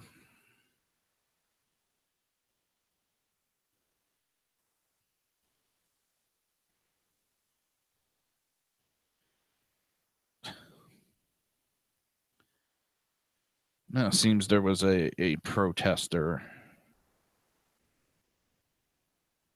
who decided to act out during the rally today for President Trump, and Secret Service and police didn't exactly treat him with kid gloves when he acted out. And from what I've seen, they really haven't so far. I'm watching the video right now. They really didn't mistreat him that much. So, you know what? It's anytime the left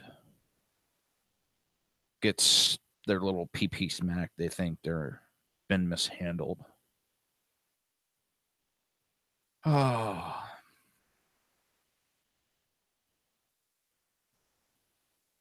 Just going through some of the time feeds real quick.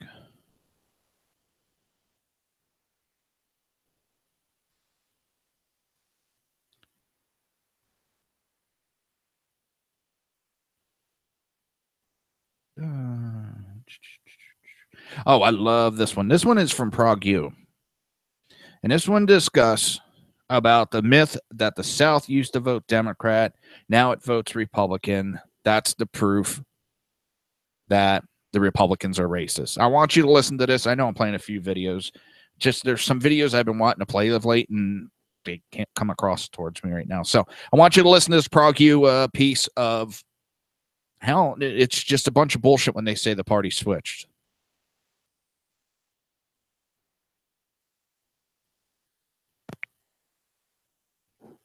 Once upon a time, every student of history, and that meant pretty much everyone with a high school education, knew this. The Democratic Party was the party of slavery and Jim Crow, and the Republican Party was the party of emancipation and racial integration. Democrats were the Confederacy, and Republicans were the Union. Jim Crow Democrats were dominant in the South, and socially tolerant Republicans were dominant in the North. But then, in the 1960s and 70s, everything supposedly flipped. Suddenly, the Republicans became the racists, and the Democrats became the champions of civil rights. Fabricated by left-leaning academic elites and journalists, the story went like this. Republicans couldn't win a national election by appealing to the better nature of the country. They could only win by appealing to the worst. Attributed to Richard Nixon, the media's all-purpose bad guy, this came to be known as the Southern strategy. It was very simple. Win elections by winning the South. And to win the South, appeal to racists.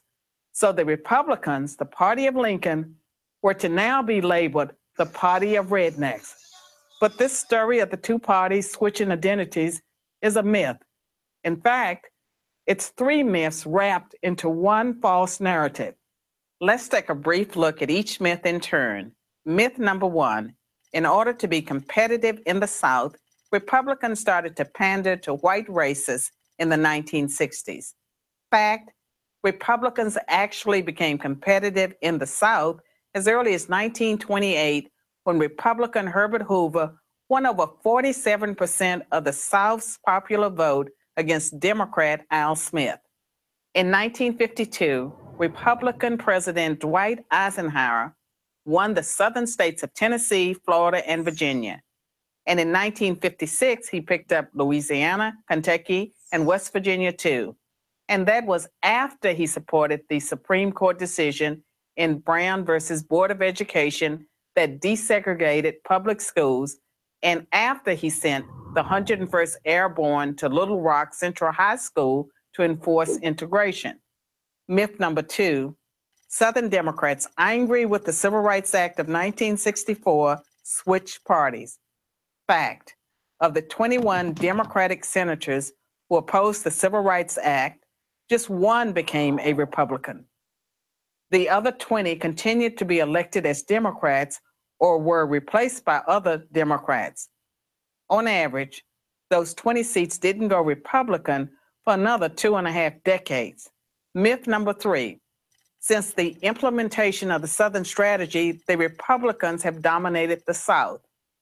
Fact, Richard Nixon, the man who is often credited with creating the Southern strategy, lost the Deep South in 1968. In contrast, Democrat Jimmy Carter nearly swept the region in 1976, 12 years after the Civil Rights Act of 1964. And in 1992, over 28 years later, Democrat Bill Clinton won Georgia, Louisiana, Arkansas, Tennessee, Kentucky, and West Virginia. The truth is, Republicans didn't hold a majority of Southern congressional seats until 1994, 30 years after the Civil Rights Act. As Kevin Williamson of National Review writes, if Southern rednecks ditched the Democrats because of a civil rights law passed in 1964, it is strange that they waited until the late 1980s and early 1990s to do so. They say things move slower in the South, but not that slow. So what really happened? Why does the South now vote overwhelmingly Republican? Because the South itself has changed. Its values have changed. The racism that once defined it doesn't anymore. Its values today are conservative ones, pro-life, pro-gun, and pro-small government. And here's the proof.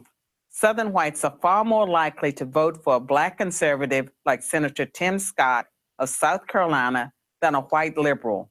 In short, history has moved on. Like other regions of the country, the South votes values, not skin color. The myth of the Southern strategy is just the Democrats' excuse for losing the South, and yet another way to smear Republicans with the label racist. Don't buy it. I'm Carol Swain, professor of political science and law at Vanderbilt University for Prager University. All right, and we're back. And also, during that playing that video, we have Crash on the line. Hello. What the fuck? Thanks, Dan, by the way. I love the new background. And good evening to you, too, sir. And I was playing a video from, what is it, Prager, and it was talking, as the listeners know, about this myth that the parties changed in the 1970s. My question has always been, so you're telling me that 1964, after 100 years of Republicans fighting to get civil rights through, they have fought, they got one form through in 1868, and they tried to get the rest of it through, and it took them 100 years, about 100 years to finally get it through, combating against Democrats. They got women's suffrage in, and they fought this. And now they get all of it through, and they go, we're going to be a bunch of racists now. It doesn't even make sense, this mythical switch. Then I will also ask, okay, so if they switch, how many Republicans went to the Democrat? None. How many Democrats went to the Republican Party? One. How do you call that a switch? Stop trying to break into cars. It's not a switch. It's a narrative to suit the Democrat side. Well, it's so that they could steal the history of the Republicans and claim it for themselves. What have they been trying to do all this time? They're trying to rewrite history. Let's remove monuments of the Civil War. And somebody pointed it out. That guy's an idiot. Somebody actually pointed it out very interestingly, and I kind of pissed off at myself, and actually you, that we never brought it up. Because they're taking down the Confederate memorials. Now they're talking about moving gravestones and cemeteries and everything. And there was an act by Congress after the Civil War that made all Confederate soldiers U.S. soldiers with the same privileges, the same rights, their spouses. They are U.S. veterans, just the same as the Union soldiers, just the same as our Vietnam vets, just the same as our Gulf War vets. They are supposed to have the same status. So, what the fuck? Oh, I know. That's not being brought up. What it has to do with is they saw, oh shit, there's going to change in the tide. And their real history's been really blasted out there. Exactly. And they don't want that. So they're saying that, oh no, that's not our history. That's well, have you heard the rewriting of history of Abraham Lincoln?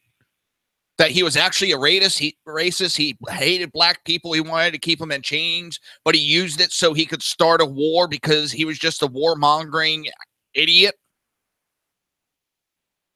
They're just trying to rewrite everything. That's why they want to remove. That's why they want to remove the monument. They want to remove. They want to hide their history. Remove all that because if they remove items that were engraved, I mean, if they remove actual things that were engraved in stone over 100 years ago, what is there to combat this? Well, that's hearsay. Well, that's in a book that was written 20 years ago. That doesn't mean it's true. Well, that was written by such and such publishing agency. That doesn't mean it's true. It's easier to conceal that way. You've got a national monument that's out there that everybody walks by and they can read the stones. It's a lot harder to conceal the truth. Yeah. That's why they want to do away with it. That's why they've been pushing this freaking shit. Oh, I know. And it's ridiculous. I can't believe there's so many weak-minded idiots that fall for it. We have it here in Hillsborough County. Outside the Hillsborough County Courthouse, there was a memorial to some Confederates. It's been there for 106 years. After the first vote to not remove it, several weeks went by. They voted again, and it's now being removed to a family's gravesite, Brandon's family gravesite, which is the namesake for Brandon Township.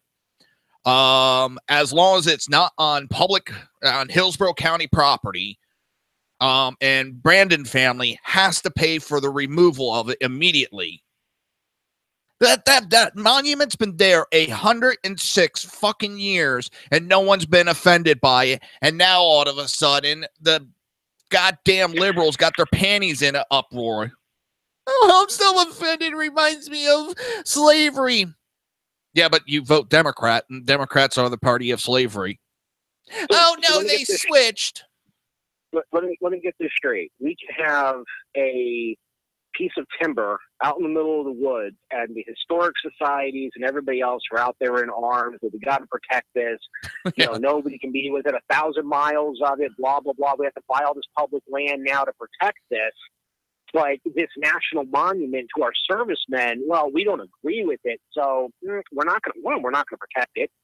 Two, we're going to make you, a private citizen, pay for it if you want to salvage it. We're going to. What the fuck? I mean, this is completely ridiculous.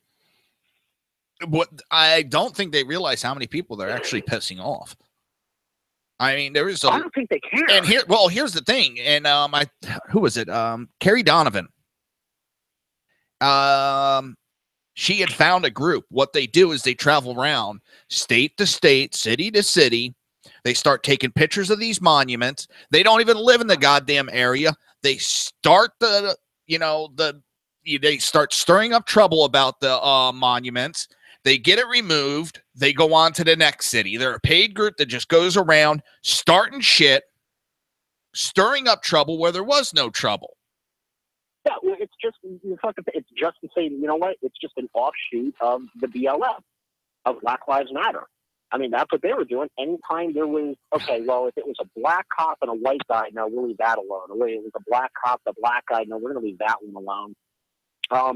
It was this, no, that doesn't, no. Oh, there was a no. Where the fuck was Black Lives Matter when that black female cop was assassinated? I guess her life didn't matter. No, because she was a cop. And she was killed by another black. Yeah.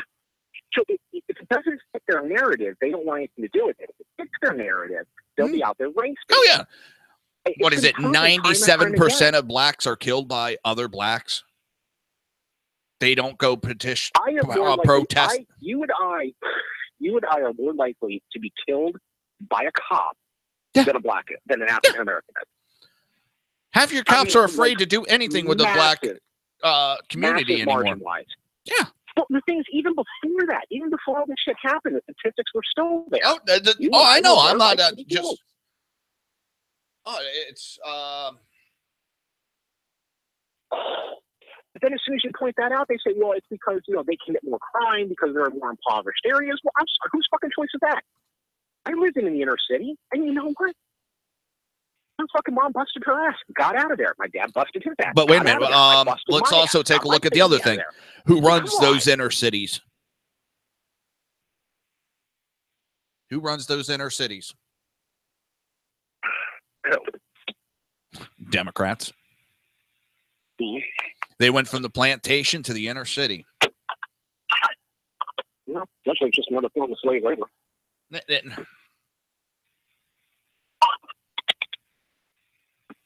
You're right. I mean, honestly, you are right. I mean, my whole state is essentially the perfect example of that crap. You know? It's...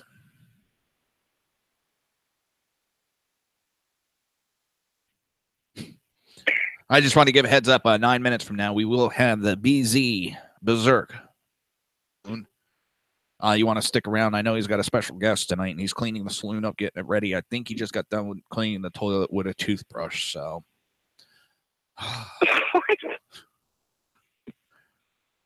he said in chat that he was sweeping up the saloon and cleaning the toilet for a brief but very special guest this evening. And I asked him, he said he needed a new toilet brush, and I was surprised he even had a toilet brush. And he said Sackhead Sean gave him a toothbrush to clean it with.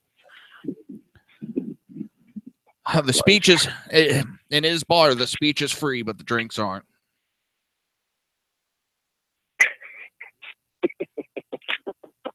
The speech is free, but drinks are twice the price. Yeah, we make up for the free speech by charging double for the drinks. Exactly. Capitalism. Oh man. No, wait a second.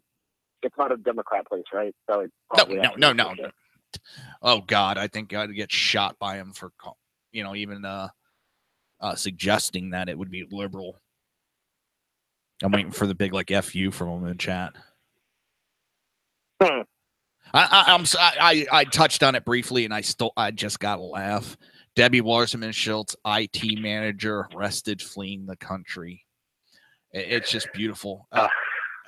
Well, the house that he was living in, he started renting it out to a Marine. The Marine found in somewhere in the basement a bunch of laptops and hard drives that looked like they tried to damage them, that had government markings. So they got turned over to the federal government, and all of a sudden he starts to flee the country.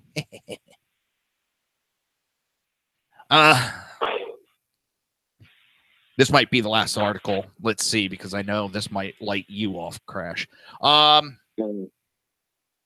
Everybody remembers Omar Patine. He is the terrorist that went on a rampage in Orlando and shot up the gay Hispanic nightclub.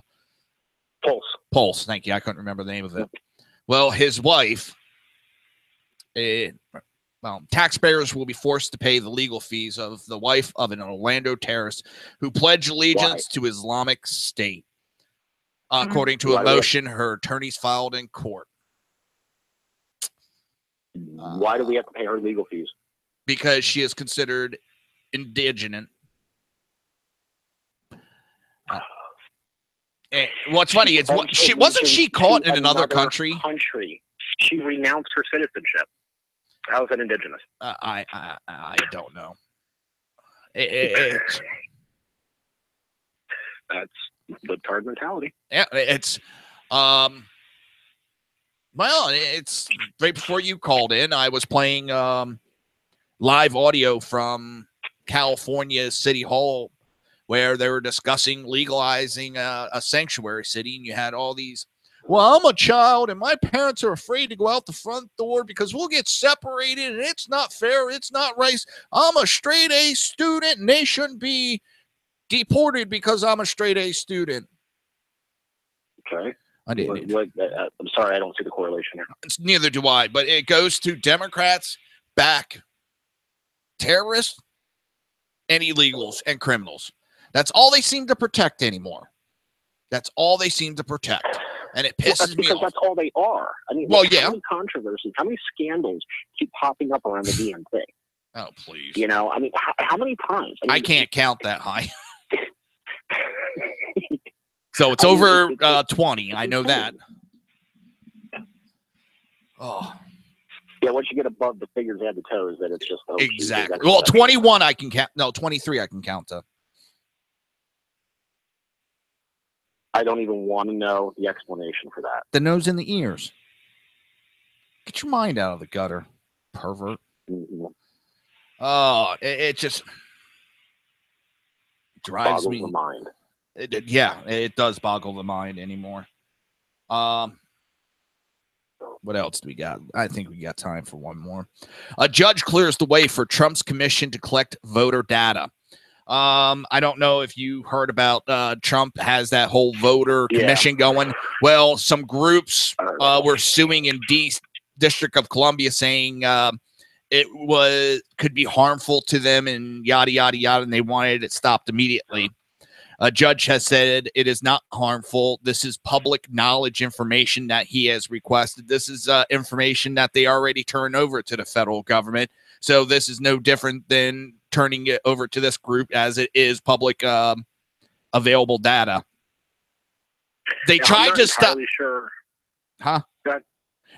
They're trying to stop this commission from collecting publicly available data. Yeah, I'm not. What I was going to say was I'm not entirely sure with how I haven't looked into it enough to develop enough of an opinion on whether or not I'm for or against the commission. I'm for it. And their goals, because I'm not really sure. But wait a minute. Didn't we have Democrats that said Russia interfered with our... publicly available. If it's publicly available data, you can't stop it. It's there. It's publicly available records. You cannot stop somebody from looking them up. I don't give a shit what agency it is. I don't have to like the agency. It's publicly available. It's available to them. That's all there is to it. That's the law. So, but you have a bunch of Democrats that are pissed that he's looking into the elections when they just cried about election interference. Does that make sense? Because essentially, they're afraid that what's going to end up happening is it's going to backfire on them. Yeah. Oh, it already is. They've been finding illegal votes. There's a damn good possibility. Well, there's been. I mean, going back the past two. I mean, both elections for like the past 10 years. There's been, not even at the federal level, but just at local level, there's been speculation of voter fraud, of all the rest of this crap, and it gets squashed, it gets squashed, it gets squashed. Look who it was always sided with, and look who was in charge. Exactly. Now you have somebody on the other side that's saying, okay, let's actually look into this. Oh, wait. No, this isn't right. Well, 2008, Senator Barack Obama talked about how elections have been rigged in the past. Don't mean to cut you off, but we're pretty much there. No, that's fine. Anyway, I was going to tell you I got to run. So have a good night, America. And brother, I'll talk to you later. Thank you for calling in, bud. Yep, no problem, please. And everybody, that was Crash. For those that don't know, he was my EMS partner for like 10 years. He was also co-host of the Southside Much So. And that brings us to the end of the Reaver of Common Sense. Up next is BZ Berserker Bobcat Saloon, and he's got a special guest. I'm not sure who it is, but we'll let him make the big announcement. Hopefully he's done cleaning the toilet and washed his hands. Everybody have a great night.